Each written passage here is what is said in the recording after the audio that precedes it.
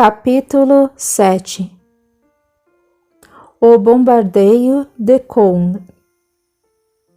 Quando chegamos a Cône, o sol nascia majestoso. O reno cantava enquanto os raios solares faziam-no parecer uma longa manta de paetês de prata.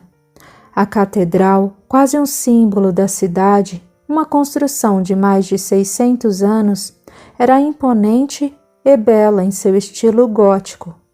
Suas torres assemelhavam-se a duas grandes espadas medievais nas mãos de cavaleiros cujos cavalos estavam em duas patas, tentando abruptamente arrombar o céu azul.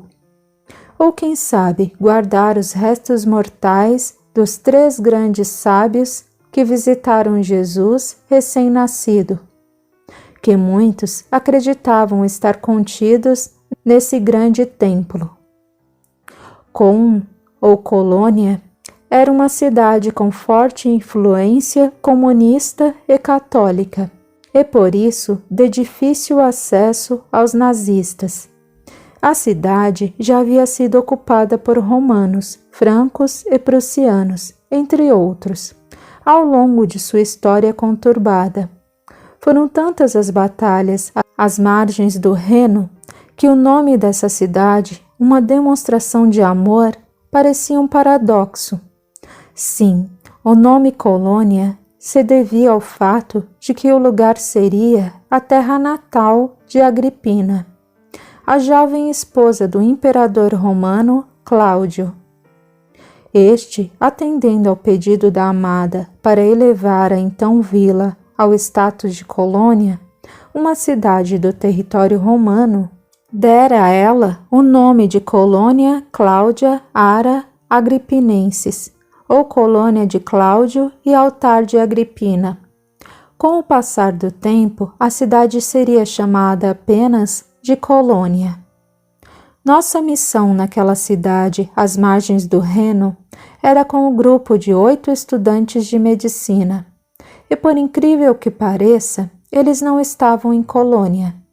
Na verdade, estavam em Tübingen, mais precisamente na universidade local, e se preparavam para um passeio na Basileia, onde passariam uma semana nas mais degradantes atividades. Tinham o hábito de se entreter cometendo os piores atos, tais como roubo, tráfico e consumo de drogas e abusos, e um deles já havia cometido assassinato. Dizia que não fora intencional, mas sem querer. Por que então drogara e espancara o zelador da república onde morava? Por que sufocara a garota do primeiro período com o próprio vômito, depois de ter colocado medicamentos em sua cerveja, com medo de ela sujar seu carro? Às vezes, justificamos nossos atos dizendo que não tínhamos intenções, mas agimos como se tivéssemos. Os 8 rapazes contaram aos pais a linda história de que iriam à Colônia fazer um trabalho de pesquisa sobre Giovanni Maria Farina, criador e fabricante da Eau de Cologne, ou Água de Colônia. Sua antiga fábrica, conhecida como Farina Gegenuber, ficava em Colônia, homenageada no nome do perfume criado pelo italiano, que a adotara como cidade-mãe. Como todos os pais que confundem amor com irresponsabilidade, os genitores dos universitários assinaram o cheque sem delongas, sem confirmação do roteiro dos rapazes. Por isso, enquanto nos preparávamos para receber os garotos e a RAF, enviamos Leon para avaliar as possibilidades de recuperação dessa encarnação dos jovens transviados. Descobrir se ainda seria possível fazê-los usar seus conhecimentos para o bem e, além disso, convencer pelo menos um dos pais a acompanhá-los naquela viagem. Por isso, naqueles primeiros dias de maio de 1942, a situação era bem assim. Ao contrário de sempre, deveríamos atrair pessoas para as zonas de perigo. Aqueles rapazes, ou alguns deles, deveriam ir realmente para a colônia e não para a Basileia. E enquanto Leon tentava convencer algum dos pais a acompanhá-los para que fossem obrigados a fazer exatamente isso, Sir Arthur Harris tentava convencer Winston Churchill a ajudá-lo a montar uma força com 1000 bombardeios e enviá-la em um ataque maciço contra uma única cidade alemã. Leon se aproximou do primeiro pai, um grande empresário da área de importação do aço.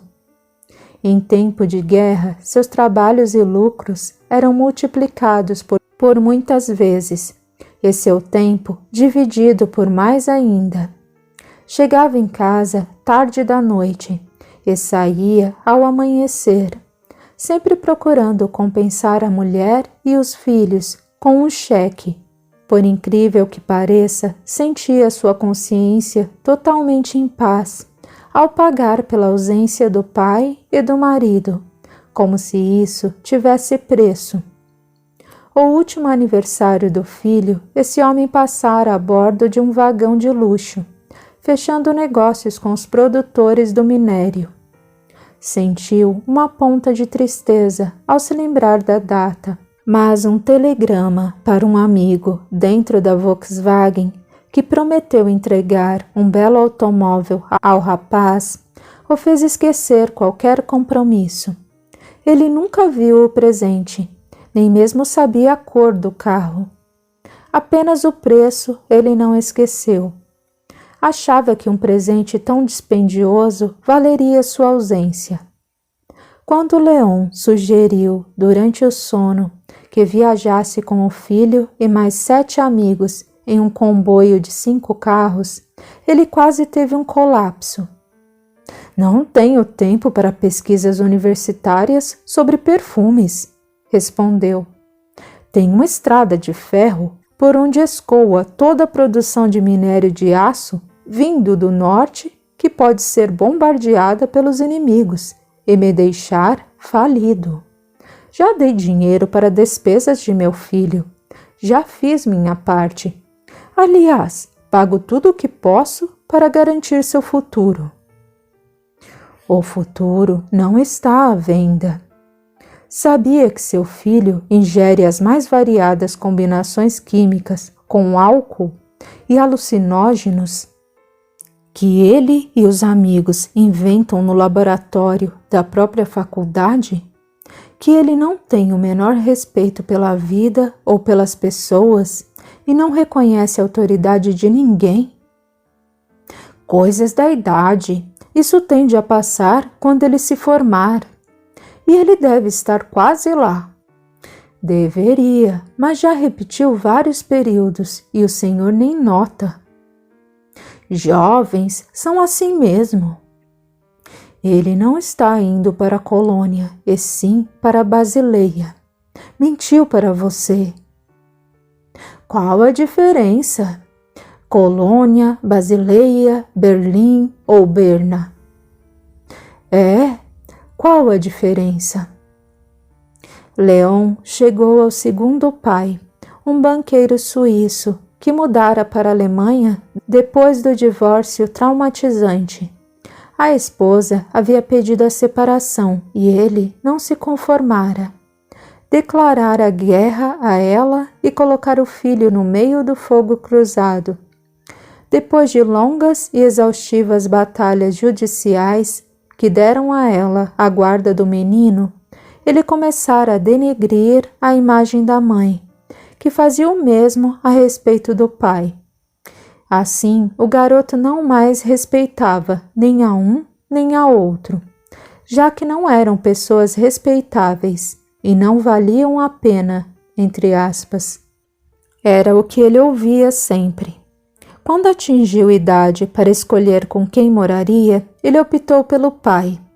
Afinal, ele havia ficado com quase todos os bens da família, e a mãe, prejudicada, havia se tornado quase pobre. Quando Leon sugeriu a viagem, esse pai foi categórico. Isso é totalmente inviável. Todo o dinheiro dos judeus está sendo colocado aos cuidados de meu banco, e eu estou cheio de afazeres. Esse menino já me deu trabalho demais. Tem de aprender a se virar sozinho. Colônia nem é tão longe. Eles não irão para a Colônia. Estão indo para Basileia. Passaram uma semana mergulhados em delinquências de toda sorte. Basileia? Eu jamais colocarei meus pés na Suíça outra vez. Embora seja meu país de origem, é onde aquela bandida desalmada mora. Eu a odeio. Ela não vale absolutamente nada, nem mesmo o pó que pisa. E esse menino saiu a ela.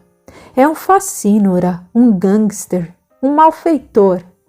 Mas quem herda não furta, companheiro. Ainda bem que tenho dinheiro para pagar sempre as fianças, ou esse filho da mãe apodreceria na cadeia. Por que o convenceu a morar com você, já que tem esse conceito tão ruim dele? Para desaforar a mãe dele, tirar tudo dela, mostrar que nunca deveria ter me rejeitado. Você poderia tê-lo ajudado a se tornar uma pessoa melhor. Ah, não tem jeito. Pau que nasce torto nunca se endireita. Se queimá-lo, até a cinza será torta. Nós não somos paus, somos pessoas, filhos de Deus, feitos para mudarmos rumo à perfeição.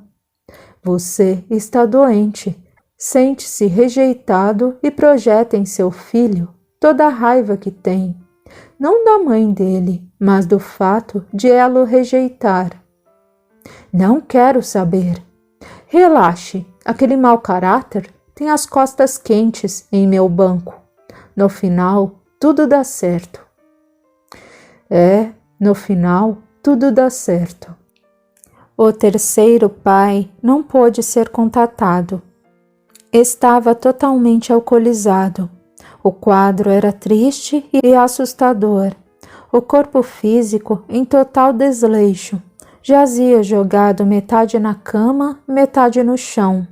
O rosto estava envolto em secreções e o cabelo velava os olhos semiabertos.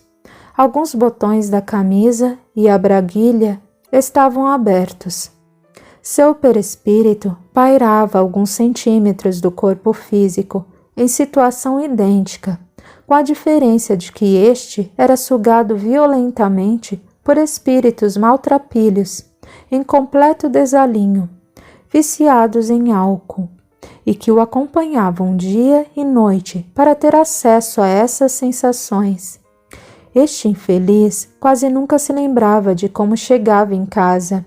Não tinha memória alguma de estar em uma rua, virar uma esquina ou abrir a porta de casa.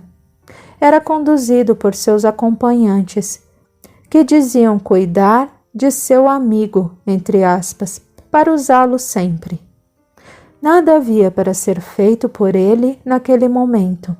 A decisão deveria partir dele. A partir do momento em que o ser humano decide abandonar um vício, qualquer vício, a ajuda é irrestrita. E se todos os encarnados pudessem avaliar o quanto, por mais difícil que seja, ainda é mais fácil se libertar enquanto na carne. O processo de desintoxicação da carne auxilia o espírito a chegar liberto ao plano maior. O tratamento da dependência física abrange a emocional, a mais complexa, e esta gradativamente diminui com as toxinas expelidas pelo corpo físico. Depois da morte física, a dependência é apenas emocional, e não temos o corpo para acelerar o processo, filtrando as toxinas, bem como nossas imperfeições. Por isso, a evolução da cura é mais lenta e dolorosa. Leon, verdadeiramente comovido, fez uma prece sentida pelo irmão enfermo e deixou o quarto rumo ao próximo pai. O quarto pai dormia um sono agitado. Leon, aproximando-se, notou a presença de alguns irmãos que não lhe permitiam repouso. Em vão, ele tentava conciliar o sono, mas dormia e acordava em intervalos pequenos. Ao fechar os olhos, esses espíritos projetavam à sua frente as mais variadas cenas eróticas e descontrolavam seu centro de força genésico, deixando sua libido alterada e a taxa de hormônio em níveis altíssimos. Quando abriu os olhos, todos eles, em conjunto, lhe sugeriam esquecer a esposa, que dava plantão no hospital, e fazer uma visita ao prostíbulo. A verdade era que esse pai era o que podemos chamar de adoecido do sexo. Casado com Margaret, uma médica carinhosa e terna, esposa honrada e fiel, ele a traía sem escrúpulos. Era assíduo frequentador de bordéis, e na indústria onde trabalhava assediava todas as moças. Muitas acabavam cedendo devido ao seu cargo executivo, que lhe dava poder sobre os empregos delas. Nunca deixava de cortejar mulheres em restaurantes, igrejas, supermercados ou padarias. Chegara a ficar noivo de uma garota quase da idade do próprio filho, mas dessa vez tivera de pedir uma transferência para fora do país, ou seria linchado pelo pai e pelos irmãos da moça, quando estes descobriram seu estado civil. Trabalhara na filial da Suíça e, ao voltar para Tübingen, deixara uma casa montada a uma esposa, entre aspas, em Basileia, aonde ia de vez em quando para um fim de semana com a, como dizia ele, filial número 1, entre aspas. Às vezes, ele mesmo não sabia quantas eram as filiais. Nos plantões da esposa, não era incomum a vizinhança indignada ver saírem até 3 mulheres diferentes da casa, às vezes usando uma roupa dela e de cabelos molhados. Ele não fazia questão nem mesmo de ser discreto. Leon olhou nos olhos dos espíritos presentes e disse em tom baixo e calmo: "Deem-me licença, preciso conversar com nosso amigo. E é agora." A horda, de aparência desagradável, deixou o quarto, intimidada, e nosso amigo apareceu para o quarto pai. "Olá", disse o homem. "Eu o conheço?" "Sim, talvez não se lembre, mas já nos vimos." "O que quer de mim?" "Chamá-lo à responsabilidade de pai. Seu filho comete 1000 transgressões e você nada tem feito por ele." "Como não? Ele está encaminhado, estudando na melhor universidade de Tübingen. Posso arranjar emprego para ele quando se formar. A empresa onde trabalho tem muitos clientes que..." "Não falo disso. Falo de seu filho como ser humano. Ele não está se saindo bem nesta área." "O que o menino fez de tão mal?" "Nunca repetiu 1 ano. Nunca recebi uma reclamação sobre ele, desde o primário." "Ele pode ser um bom aluno, mas não é isso que está em questão. Você sabia que ele matou uma garota?" Ele elevou as 2 mãos em sinal de rendição. "Espere, não foi bem assim. Foi um acidente. E aquela menina era uma..." "Não diga. Em minha presença não ofenderá nenhuma mulher do mundo. E mesmo que ela tivesse todos os defeitos, em momento nenhum isso deu a seu filho o direito de tirar a vida dela. Ela não valia nada. Qual é o seu referencial de valor, se sua própria esposa não é valorizada por você? Ele ficou em silêncio. Vejo que o valor que seu filho dá às mulheres foi passado pelo pai, continuou Leon. Logo, não chegaremos a nenhum lugar nesta discussão. Não quero deixar claro a você que nós, quando homens, não vivemos sem as mulheres. Falo de forma geral, não apenas da esposa, mas de esposas, mães, filhas, irmãs, amigas, cunhadas, sogras, professoras, babás, enfermeiras, colegas de trabalho. O homem sobrevive a qualquer coisa da qual os privem, mas não sobrevivem sem a mulher. Mas eu adoro as mulheres, mas não as respeita, nenhuma delas. O que quer que eu faça? Viaje com os garotos para garantir que vão para a colônia e não para a Basileia. Basileia? Eles vão para lá? Claro que os acompanharei. Não é para ir a Basileia e se encontrar com sua amante Mia, e sim para acompanhá-los até a colônia. Ah, não! Colônia? Que coisa chata! Prefiro Basileia. Quando começará a dar bons exemplos a seu filho? Não sente vergonha? Não só é conivente com todas as transgressões do garoto, como aplaude seus excessos e abusos. Mas eu estou ensinando a ele o que é bom. A melhor coisa que existe é mulher. Leon fez uma negativa silenciosa, balançando a cabeça. Não é isso que um pai deve fazer? Perguntou o homem. Ensinar ao filho tudo o que é bom? Ele respondeu tristemente. Sim, tudo o que um pai precisa fazer é exatamente isso, ensinar aos filhos tudo o que é bom. O quinto pai estava desperto. Era empregado em uma fábrica de cerâmica e caminhava com as mãos nos bolsos e a arma no coldre. De um lado para o outro, nos longos corredores da empresa adormecida. Das 22 às 7 horas era guarda noturno e das 13 às 22 operador de máquinas.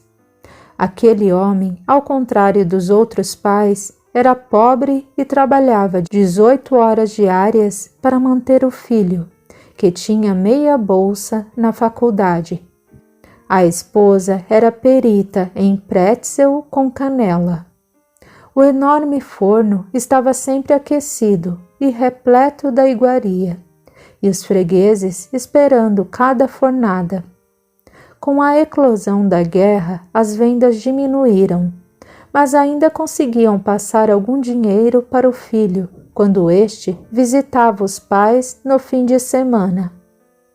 O diligente funcionário da cerâmica Glantz sentou-se no refeitório pequeno e, olhando carinhosamente para o pretzel fresco e cheiroso, lembrou-se da esposa e passou a saborear o petisco com prazer.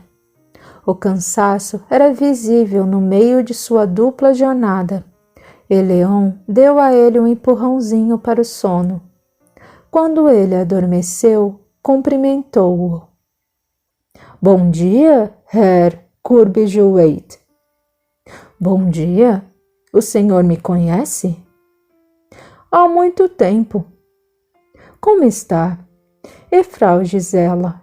E Júnior? Estão bem. Júnior está na faculdade. Tenho muito orgulho de meu filho. Se trabalho tanto, é para que ele possa estudar e ser um homem bem-sucedido. Quero que ele tenha o que eu não tive, e para isso não meço esforços. Percebo, mas não acha que tem trabalhado mais do que seu corpo aguenta? Se não fizer isso, adeus faculdade. Adeus faculdade, viagens com amigos, farras nos bares e bordéis, melhores alfaiates e por aí vai, não é? Ele estuda em meio a pessoas de posses, não pode ser humilhado perante os amigos, precisa se trajar como eles. Não acha que ele deveria trabalhar para ajudar a custear os estudos? Assim, ele não terá tempo para estudar.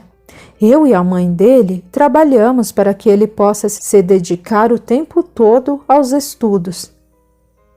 Mas seu estômago sofre as consequências de seu excesso. Vejo que tem uma úlcera. Eu aguento. Quero que Júnior tenha o que eu não tive. Eu sofri muito. Não seria essa falta e esse sofrimento que lhe deram o caráter que tem hoje?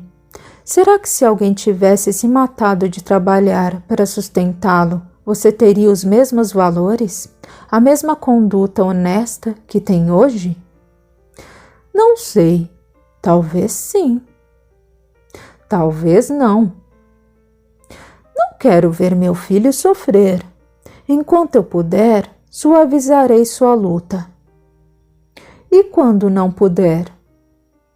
Trabalharei ainda mais.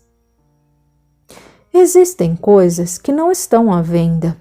Você poderá trabalhar 25 horas diárias que não comprará ética, brio e conduta respeitável. Nunca poderá comprar a simpatia e o amor de outras pessoas para ele. A esposa de seus sonhos pode querer se casar com outro.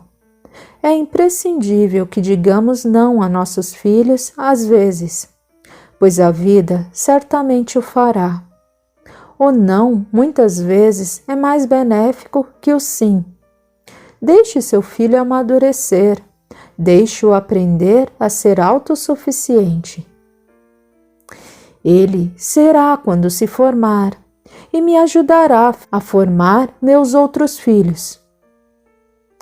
Não será e não ajudará. Enquanto você der tudo a ele de mão beijada, ele nunca valorizará absolutamente nada, nem mesmo a profissão escolhida. Acha que ele não leva a faculdade a sério? Ele até que não é um aluno ruim, mesmo porque isso o faria perder a bolsa, mas está longe de ser o aluno exemplar que você imagina. Esta viagem à colônia, por exemplo, o que tem de errado com a viagem? É uma mentira, nada inocente. Estão indo para a Basileia, gastar seu dinheiro tão sacrificado com mulheres, bebidas e jogos. E perderá aulas nesse tempo? Perderá, sim, ele e seus amigos da alta burguesia. O que eu posso fazer? Viaje com eles. Assim serão forçados a ir à colônia e farão realmente a pesquisa. Essa pesquisa foi pedida pela faculdade mesmo? Não, mas uma vez feita, ela os ajudará nos estudos ainda neste período. E mesmo que não fosse assim, seria muito melhor estudar a história da água de Colônia que vadiar na Suíça. Mas eu não posso viajar. A cada falta no trabalho, perco 2 dias de salário. Esse dinheiro fará falta depois. Não, não posso, de jeito nenhum. Afinal, qual é a obrigação dos pais se não trabalhar para o aprendizado e o crescimento dos filhos?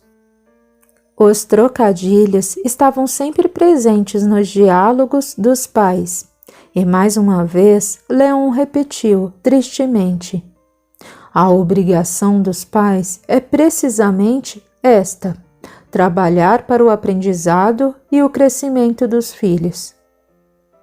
Leon partiu ao encontro do 6º pai. Este era um pastor luterano, que naquele momento dormia calmamente ao lado da esposa, criatura meiga, dócil e extremamente amorosa. Ele olhou para a bela companheira do reverendo e pensou em como seria mais fácil estar lidando com as mães. Se elas tivessem a autonomia para dirigir um automóvel, decidir viajar e acompanhar os filhos, ele tinha certeza de que teria convencido a primeira a fazê-lo sem o menor esforço. Não precisaria da metade dos argumentos e ela estaria de malas prontas para acompanhar e lamber a cria, entre aspas, por toda a Europa, se necessário. Entretanto, os dias de submissão estavam contados. Elas se ergueriam, tomariam seu lugar no final da guerra e nunca mais seriam as mesmas. O religioso abriu seus olhos espirituais. Em questão de segundos, os dois estavam dentro da igreja e ele saudou Leon.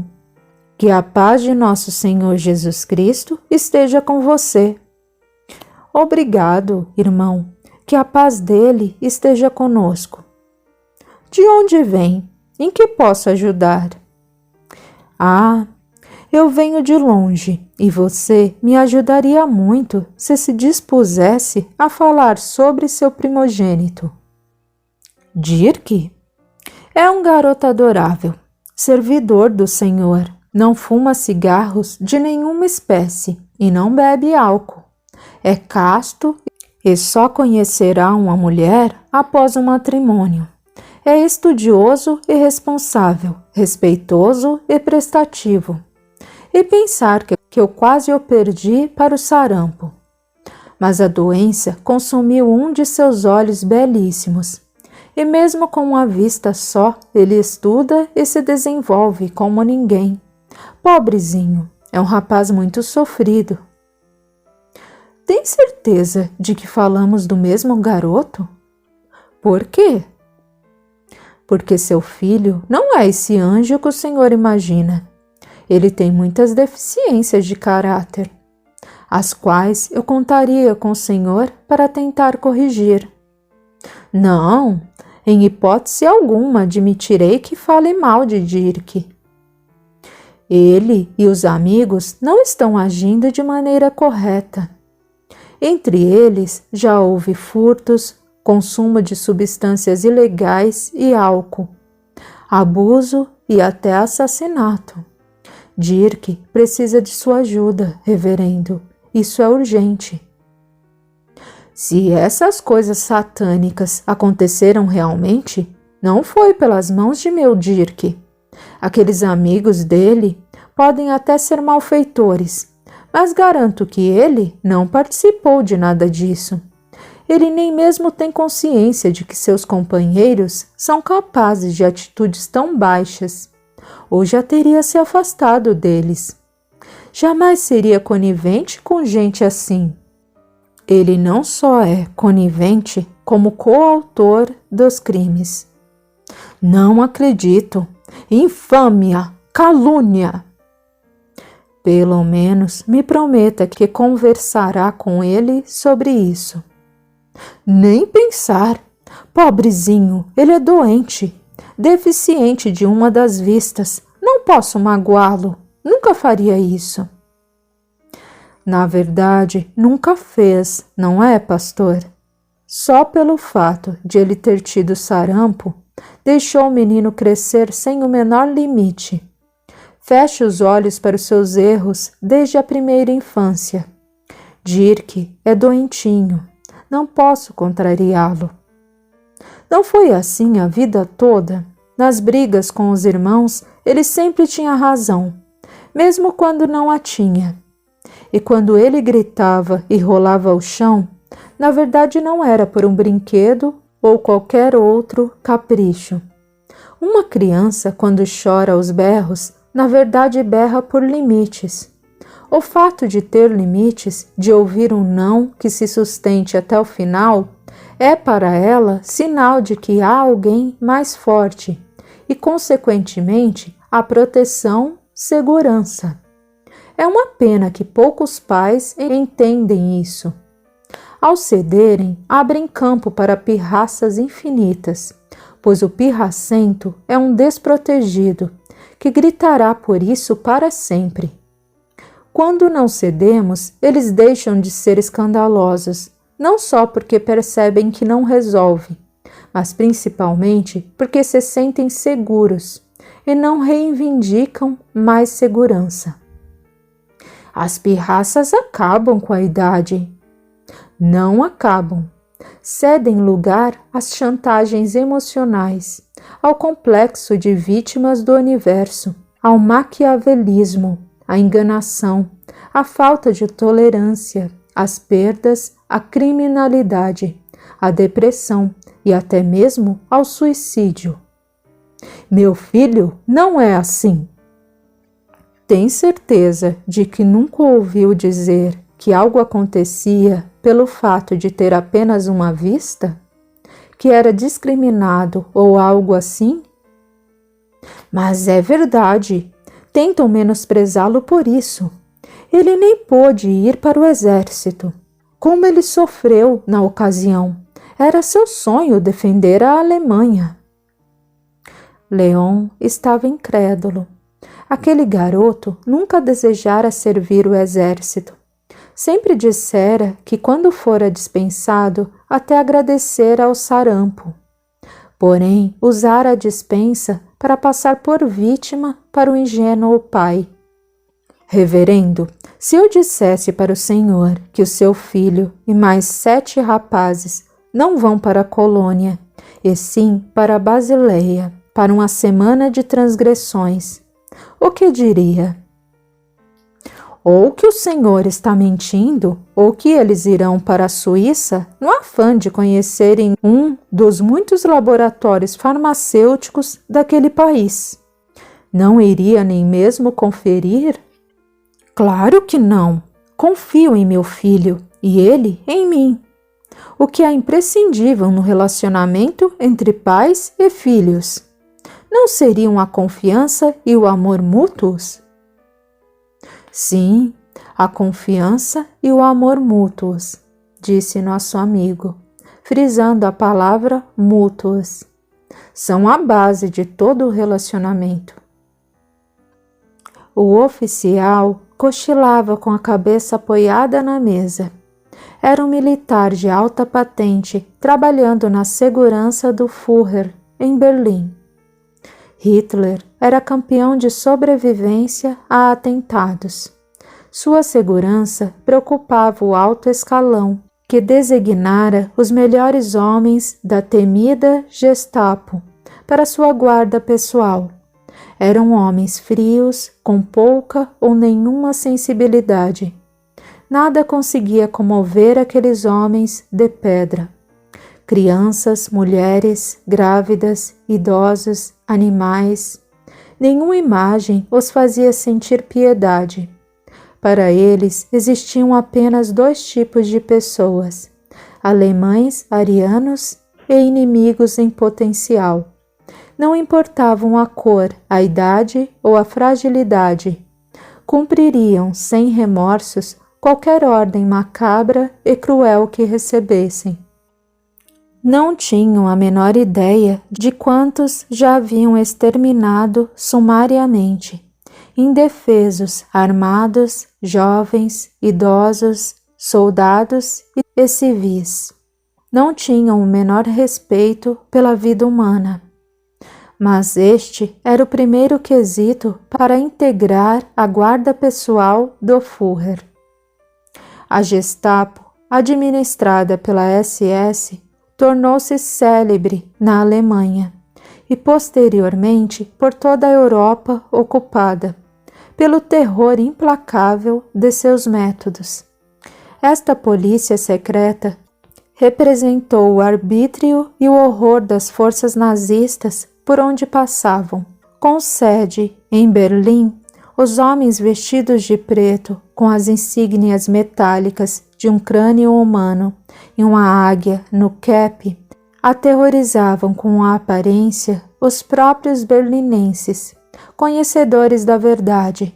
A tortura e morte eram coisas bastante comuns naquela sede.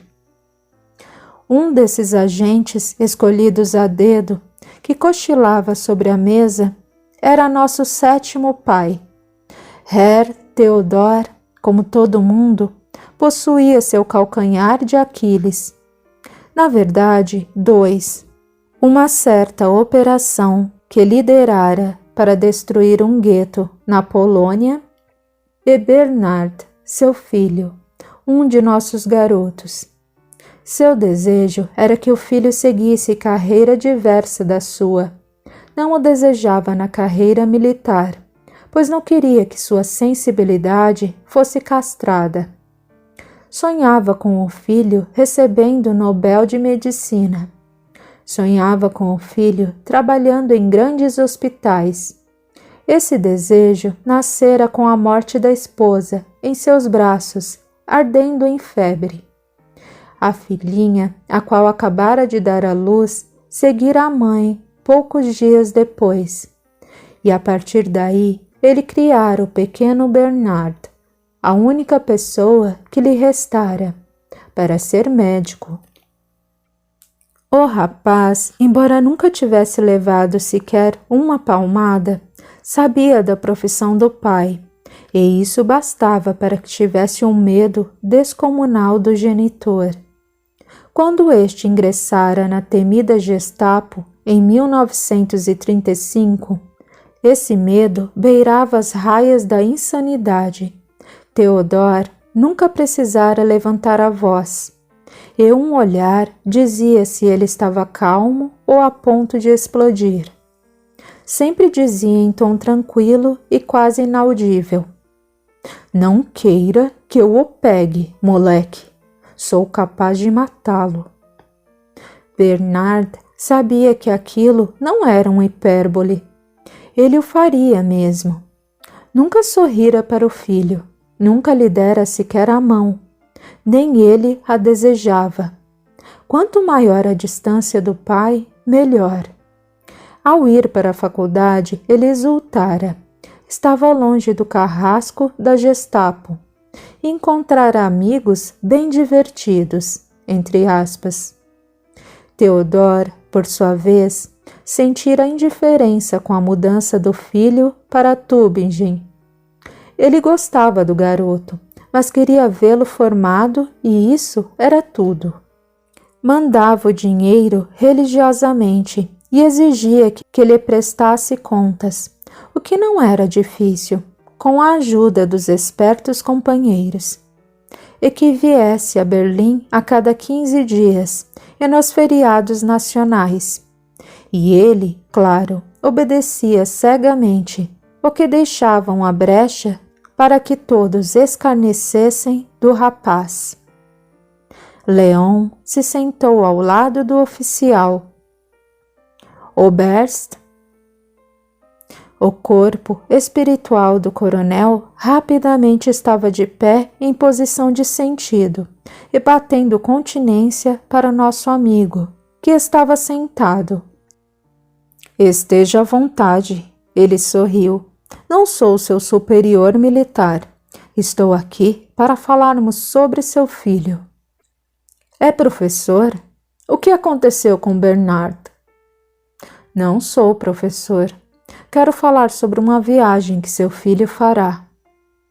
"Para a colônia?" "Sim e não. Ele não está indo para a colônia, e sim para a Basileia." "Entendi mal ou ele mentiu?"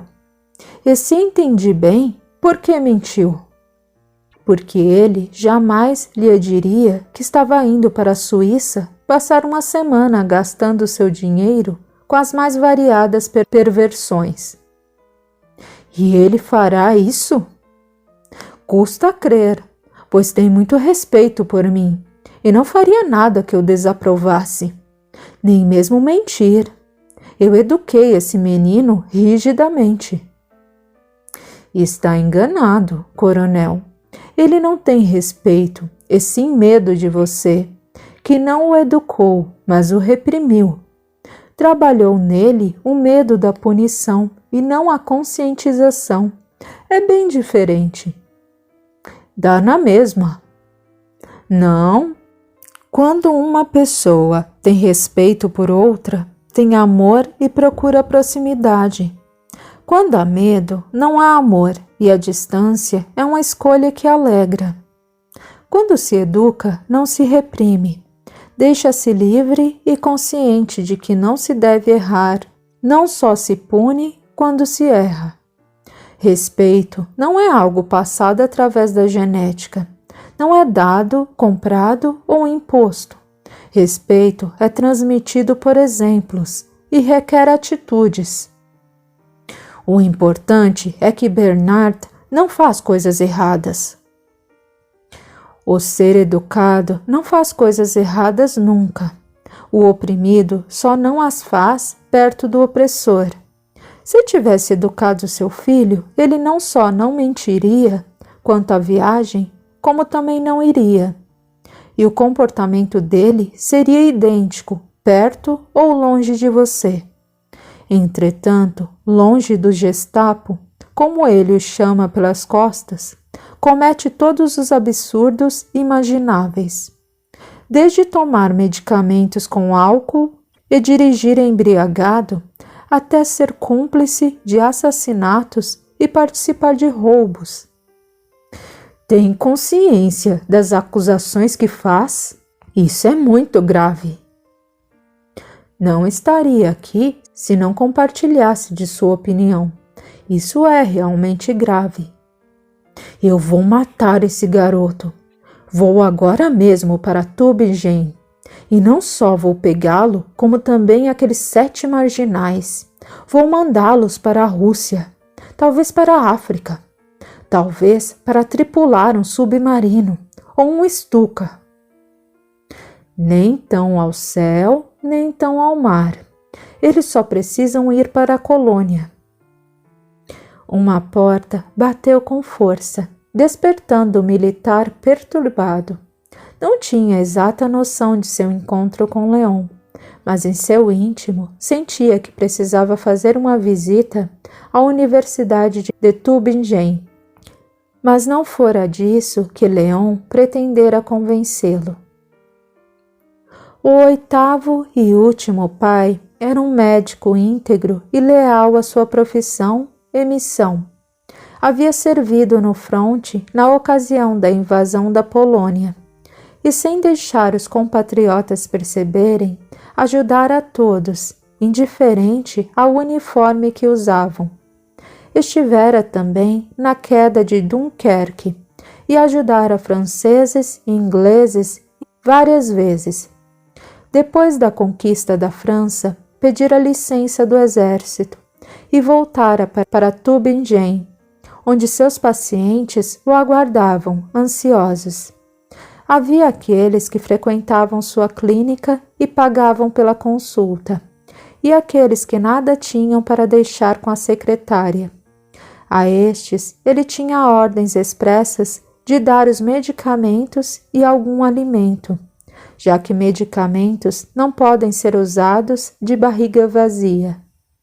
Embora a cidade parecesse abastada, a má distribuição era gritante, e mal havia se recuperado do primeiro conflito. Naqueles dias, o racionamento e a falta de recursos já eram percebidos. A população já começava a sentir as consequências de gastar tanto dinheiro. A guerra custava caro, mas consultar-se com o bom Dr. Klaus, a quem chamavam de Dr. Angel ou Doutor Anjo, era de graça. O bondoso médico nada disse quando Leon fez sua revelação. Apenas chorou em silêncio.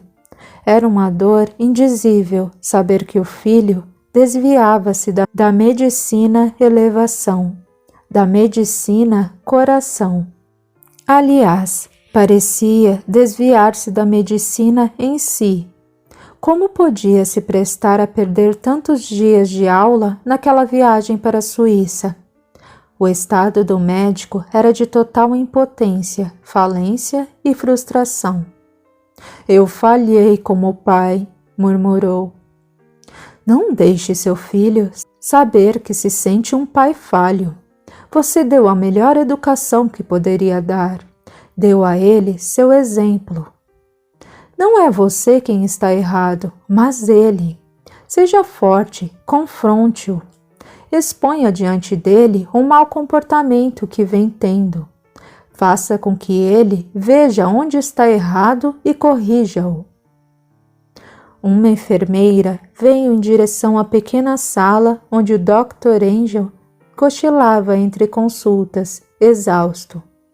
A clínica estava sempre lotada. Era um tempo cruel. A história da Alemanha estava sendo escrita com sangue muito jovem. Dr. Klaus, emergência! Ele abriu seus olhos e, através do corredor, enquanto vestia o jaleco, uma tristeza atroz tomava conta de seu ser, e uma saudade pungente do filho Ralph fazia seu peito doer. Nesse momento, desejou acreditar em um ser superior a quem pudesse confiar suas dores. Sim, embora vivesse dentro dos padrões cristãos e tivesse a bondade, o desprendimento e o amor universal como marca registrada de sua alma, vivesse a moral do Cristo e desejasse ardentemente sua paz, o Dr. Anjo, por incrível que pareça, era ateu. Era muito comum responder a cada Deus lhe pague de seus pacientes desprovidos de recursos de maneira irreverente. Não me lembro de ter atendido Deus. Ao que me consta, é você quem deve me pagar. Na maioria das vezes, a consulta era quitada com um beijo nas bochechas rosadas ou uma ajeitada na mecha loira que sempre teimava em lhe cair pela testa. Se se tratava de um homem, ele se dava por satisfeito apenas com um sorriso. Em uma ocasião, ele socorrera um Herr comandante de um campo de extermínio em cujo braço um estilhaço de explosivo se alojara de maneira profunda. O militar gritava por Deus para não perder o braço. O médico já se sentia desorientado com tanta dor e ferimentos monstruosos. Não dormia havia quase 30 horas, e aliada a tudo isso estava a aversão que sentia por pessoas covardes e cruéis. Ele gritara para o chefe do campo hediondo: "Cale a boca e me deixe ajudá-lo, ou saio e deixo que Deus venha operar seu braço, seu cretino. De mais a mais, se ele existisse, não só arrancaria esse braço, como o outro também." "Eu posso prendê-lo por isso", rosnara o militar. "Duvido que possa se dar ao luxo de prender um médico em tempo de guerra." "Eu posso espancá-lo por isso." "E eu posso matá-lo por isso. Vai calar a boca e me deixar trabalhar ou não?" A cirurgia, com anestesia local, correra em silêncio e o braço fora recuperado. Leon chegou à colônia desanimado e narrou-nos com minúcias cada encontro. Não conseguia descobrir qual dos 8 pais poderia ajudar. Pareciam todos distantes dos filhos. Pela primeira vez, nós, os 12, sem exceção, não sabíamos o que fazer. E sempre que não sabemos o que fazer, o melhor remédio é orar. Na dúvida, sempre ore. 12 pensamentos se elevaram em busca de ajuda. Que a paz do Cristo esteja conosco. Zaqueu mais uma vez desceu de sua árvore. Todos recebemos dele o ósculo fraterno em cada mão. Bem-aventurados, elos da corrente do Mestre dos Mestres. Nada está perdido para esses garotos. Ainda é possível salvar a maioria das encarnações que oscilam entre o bem e o mal. Esses jovens já estavam comprometidos e devedores em eras pregressas. Por mais difícil que venha a ser, com a ajuda do alto, eles, com pequenas exceções, poderão continuar as encarnações em busca da libertação de débitos pretéritos, contando com a poderosa ferramenta que foi pedida e concedida a eles como instrumento de redenção, a medicina, que também pode ser a escada da perdição. Por isso, não tomem como falha se for necessária a interrupção da encarnação de algum deles, pois é melhor dar uma pausa e começar novamente do que acumular débitos para muitos séculos de dor. Façam das imperfeições suas aliadas. Procurem nas falhas dos genitores a ajuda para os rebentos, e muitos objetivos secundários serão alcançados nesta missão. Que a paz do Cristo esteja conosco e com cada um de nossos protegidos. Ele se foi, deixando em nossos corações uma alegria plena e um amor sem limites. A vontade de ajudar aqueles garotos foi multiplicada diversas vezes e começamos a traçar nosso plano de ataque, entre aspas. Leon, que conhecia a natureza de cada um dos genitores e de que forma poderiam nos ajudar, começou a narrar seu parecer, que nos deixou muito animados. 2 dos pais têm muito dinheiro. Podem financiar qualquer projeto sem perguntas. O militar tem poder e sua violência pode ser temperada pela passividade do pastor, que com sua crença temperará a falta de fé do médico. Faremos assim. O primeiro passo será convencer Herr Theodor a convocar o Dr. Anjo, que é do exército também, para a viagem à colônia. Os 2 deverão ser convencidos a recrutar o pastor e teremos um trio perfeito: a benevolência e a violência, a bondade e a crueldade, a fé e o ceticismo.